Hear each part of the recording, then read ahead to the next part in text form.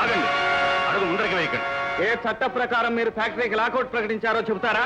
మీకు సంజాయిషీ ఇవ్వవలసిన అవసరం మాకు లేదు. కానీ తెలుసుకోవాల్సిన అవసరం మాకుంది.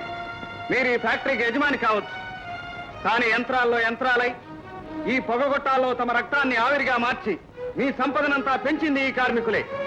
ఈ ఫ్యాక్టరీ మీద మీకెంత అధికారం ఉందో ఈ ఒక్కొక్క కార్మికుడికి అంతే అధికారం ఉంది. అంటే వాటా అడుగుతున్నావా? కాదు, లాకౌట్ ని ఎత్తివేయమంటున్నాం. మీకు ముందే చెప్పానుగా, మీరు సమ్మె నోటీసు విరమించుకోకపోతే లాకౌట్ ఎత్తివేయడం జరగదు. మా న్యాయమైన కోరికలు తీర్చమని మీకు నోటీస్ ఇచ్చాం.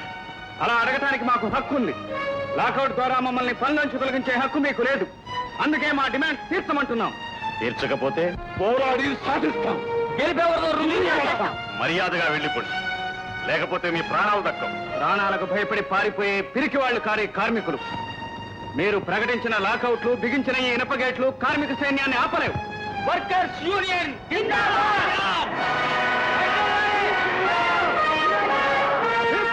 ఏంటి అల్లరు? ఇన్స్పెక్టర్ గారు, అల్లరి కాదు, ఇది మా జీవన మరణ సమస్య. మా న్యాయమైన కోరికల్ని తీర్చమని మాత్రమే అడుగుతున్నాం. లా అండ్ ఆర్డర్ ఎవరు భంగం కలిగించినా మేము చర్య తీసుకోక తప్పదు. అందుకే హెచ్చరిస్తున్నాను, మీరు ఇక్కడి నుంచి వెళ్ళిపోండి. మేము వెళ్ళాం, ముందు ఫ్యాక్టరీని తెరిపించండి, మమ్మల్ని పనిలోకి వెళ్ళనివ్వండి. ఇంక్విలాబ్ జిందాబాద్, ఇంక్విలాబ్ జిందాబాద్, వర్కర్స్ యూనియన్ జిందాబాద్, workers union.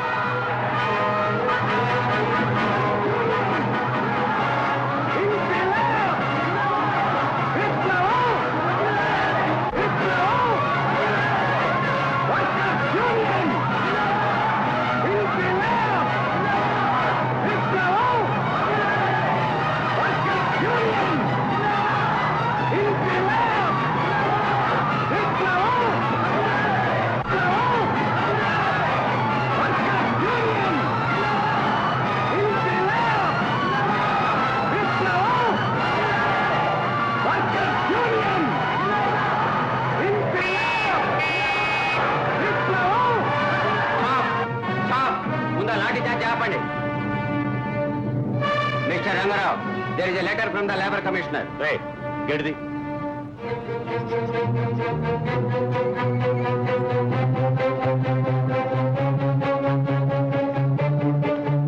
Commissioner advises the management to remove lockout. ఇదిగోనండి.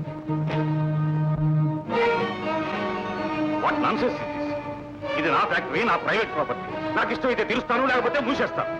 వీళ్ళందరూ దౌర్జన్యంగా నా ఫ్యాక్టరీ ఆక్రమించుకోవాలని ప్రయత్నిస్తుంటే నేను చూస్తూ ఊరుకోవాలా? Mister Rangarao, you better obey this order. I don't care for this order. ఏ పరిస్థితుల్లోనూ వాళ్ళని లోపలికి రానివ్వండి.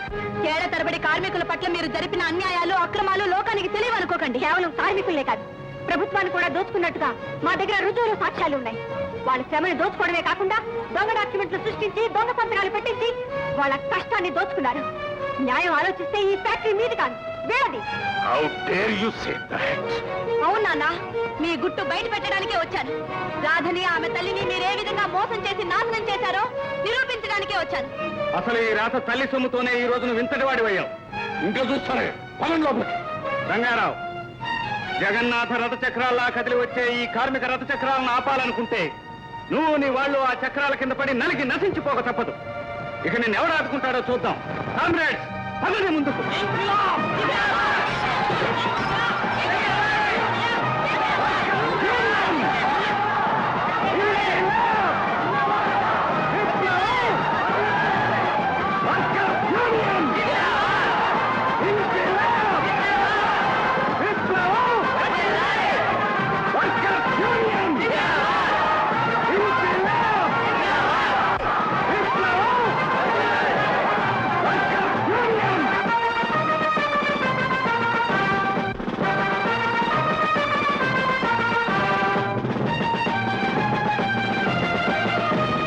ఈ దేశాన ప్రతి అంగుళంలో పేరుకుపోయిన దోపిడీకి ఇది ఒకానొక ప్రతిఘటన మాత్రమే.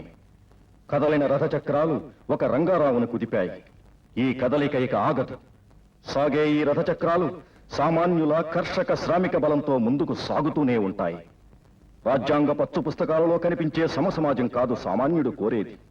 అందరూ ఒకటేనన్న సమసమాజ స్థాపన జరిగే వరకు ఈ రథచక్రాలు సాగుతూనే ఉంటాయి. ఆ చైతన్య యాత్రలో ఒక భాగమే ఈ చిత్రం.